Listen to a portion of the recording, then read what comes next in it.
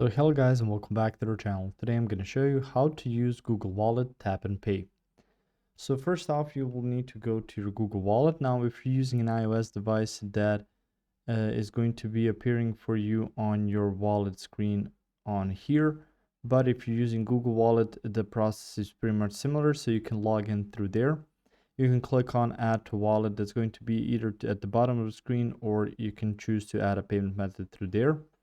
You can then choose a payment card, and then you will need to set up your NFC, as it's called. So you will need to go to your settings.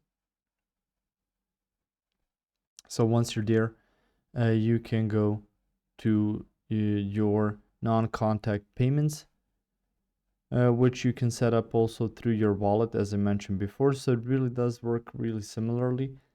And you can unlock your phone so you can start making a payment, so that tap and pay can be enabled. And make sure that you choose Google Pay as your default payment app.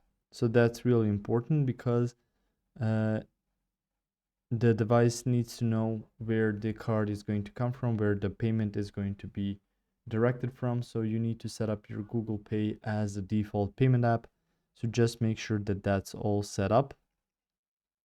And once you're done with that, you can go ahead and start paying with it. You will probably need to use a PIN to unlock your phone, or some you can hold the back of your phone to just make that tap and pay possible.